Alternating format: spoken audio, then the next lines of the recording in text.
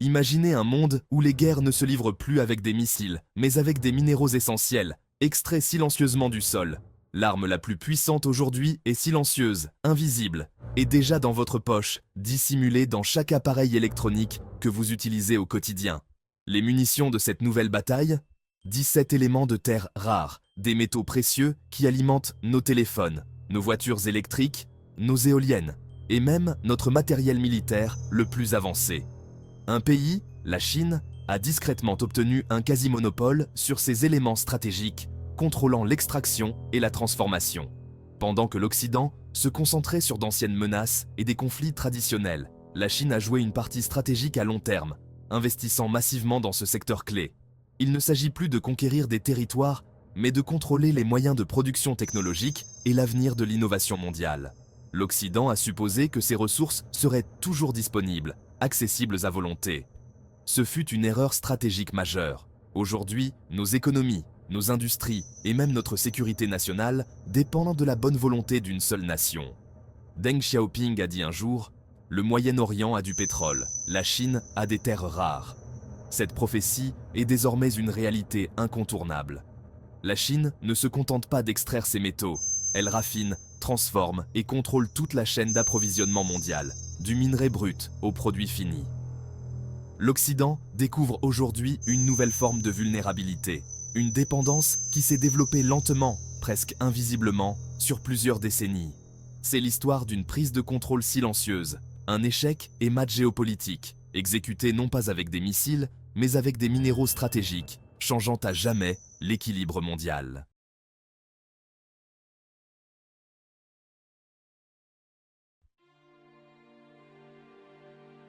Que sont les terres rares et pourquoi sont-elles si importantes dans notre vie quotidienne moderne?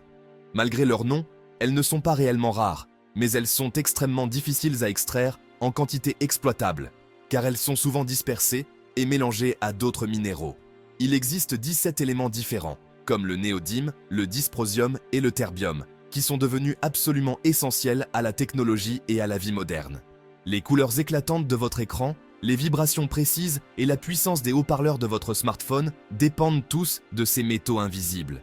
Tout comme les ordinateurs portables, les écouteurs et même le catalyseur de votre voiture, qui réduit la pollution, reposent sur ces éléments. Elles forment la colonne vertébrale invisible de notre ère numérique, rendant possible la connectivité et la performance de tous nos appareils. Les terres rares sont également cruciales pour l'énergie verte. Sans elles, les éoliennes et les véhicules électriques ne pourraient tout simplement pas fonctionner efficacement. Sans ces matériaux, le rêve d'un avenir énergétique propre et durable s'effondre avant même d'avoir commencé. L'armée en dépend aussi fortement. Les systèmes de guidage, les radars sophistiqués et les avions de chasse modernes nécessitent tous des terres rares pour fonctionner à leur plein potentiel. Par exemple, un seul avion F-35 a besoin de plus de 400 kg de ces matériaux stratégiques pour être opérationnel. La défense et la technologie de l'Occident sont donc étroitement liées à une chaîne d'approvisionnement mondiale qui commence et souvent se termine en Chine. C'est une vulnérabilité stratégique aux proportions stupéfiantes qui expose nos sociétés à de grands risques en cas de rupture. Notre monde moderne est littéralement bâti sur des métaux que nous comprenons à peine et que pour l'instant, nous ne contrôlons pas vraiment. La domination de la Chine sur les terres rares n'est pas un accident. C'est le résultat de décennies de planification. Dans les années 1980, les États-Unis dominaient la production de terres rares. La Chine a vu l'avenir et a investi massivement. En inondant le marché de terres rares bon marché et non réglementé, la Chine a mis les mines occidentales hors d'état de nuire. L'Occident célébrait les prix bas sans réaliser que la Chine achetait un monopole. Mais l'extraction n'était que le début. La Chine a maîtrisé le processus complexe et polluant du raffinage des terres rares. Pendant que l'Occident renforçait ses lois environnementales, la Chine acceptait le coût et développait son expertise. À la fin des années 2000, la Chine contrôlait plus de 90% de l'approvisionnement mondial et la quasi-totalité de la capacité de raffinage. L'Occident a perdu non seulement ses mines, mais aussi le savoir-faire pour traiter ces matériaux. La Chine a monté en gamme, devenant le raffineur indispensable du monde. Le piège était tendu et le monde y est tombé. En 2010, la théorie est devenue réalité. Un différend territorial avec le Japon a conduit la Chine à suspendre discrètement les expéditions de terres rares. Les industries japonaises, automobiles, électroniques, robotiques, ont été confrontées à des arrêts de production en quelques semaines. L'embargo chinois était silencieux, ciblé et d'une efficacité dévastatrice. Le message, la Chine contrôle le robinet et peut le fermer à volonté. Le monde a regardé sous le choc. Si la Chine pouvait faire cela au Japon, qu'en serait-il de l'Europe ou des États-Unis? Le Japon a libéré le capitaine détenu et les expéditions ont repris. Mais l'avertissement était clair. Les terres rares étaient devenues une arme géopolitique. Les prix ont flambé, les pays se sont précipités pour stocker, mais la dépendance est restée. L'Occident avait été averti, mais les vraies solutions ont tardé à venir. L'arme invisible avait été déployée, et elle a fonctionné. La vulnérabilité du monde a été exposée aux yeux de tous. La dépendance aux terres rares chinoises est une menace pour la sécurité nationale, et pas seulement sur le plan économique. Cette dépendance touche directement la capacité des nations à se défendre et à protéger leurs intérêts stratégiques. Chaque système militaire avancé, des avions de chasse aux missiles guidés, repose sur des composants essentiels provenant de Chine, rendant les armées occidentales vulnérables à toute interruption d'approvisionnement. L'avion F-35, par exemple, nécessite des centaines de kilogrammes de terres rares pour ses capteurs, ses systèmes de communication et ses dispositifs de navigation sophistiqués. Si les tensions géopolitiques augmentent, la Chine pourrait décider d'arrêter brutalement ses exportations, paralysant ainsi la production de défense occidentale du jour au lendemain et mettant en péril la sécurité collective. Cette vulnérabilité ne concerne pas seulement les avions, mais s'étend aussi aux navires de guerre, aux missiles et même aux appareils GPS de base utilisés dans de nombreux équipements militaires. L'Occident a, en quelque sorte, donné à la Chine un droit de veto sur ses propres capacités de défense, créant une situation de dépendance stratégique inédite. Les mêmes terres rares alimentent la technologie civile, la 5G, l'intelligence artificielle, la robotique avancée et l'énergie verte, rendant la société moderne encore plus dépendante. Un embargo chinois sur ces matériaux déclencherait une récession mondiale, paralyserait les industries et provoquerait des pertes économiques massives à l'échelle internationale. Notre progrès technologique et notre sécurité collective sont désormais à la merci de la Chine qui contrôle l'accès à ces ressources vitales.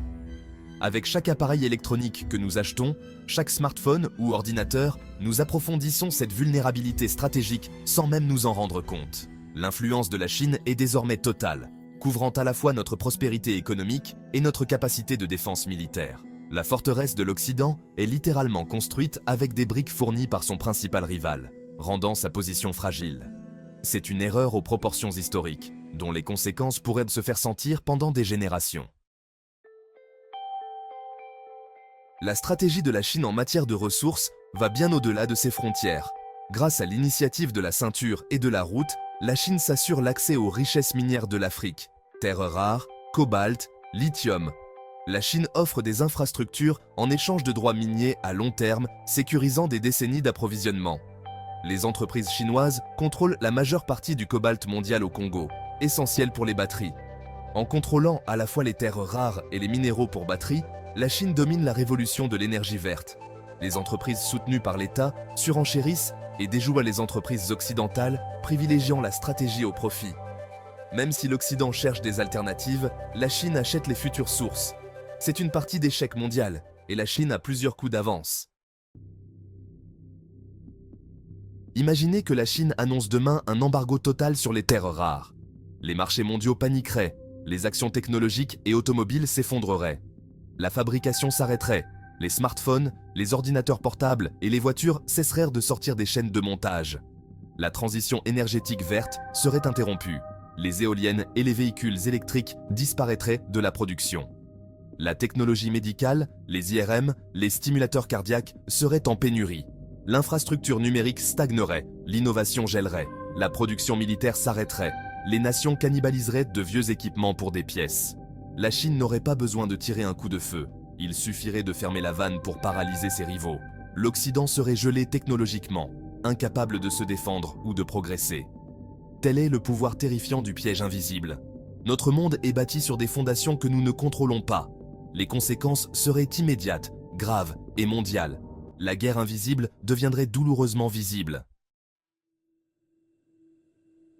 La crise de 2010 a finalement poussé l'Occident à agir. Les gouvernements s'empressent désormais de relancer l'extraction minière et de construire des capacités de raffinage sur leur territoire. Des milliards sont investis, mais la réouverture des mines et la construction de raffineries sont lentes, coûteuses et politiquement délicates. Les lois environnementales et l'opposition locale rendent les nouveaux projets difficiles. La Chine détient toujours les brevets, l'expertise et la domination du marché. Même si de nouvelles installations occidentales ouvrent, elles auront du mal à concurrencer sur les prix. La véritable indépendance prendra des décennies, pas des années. La guerre invisible pour les terres rares est loin d'être terminée.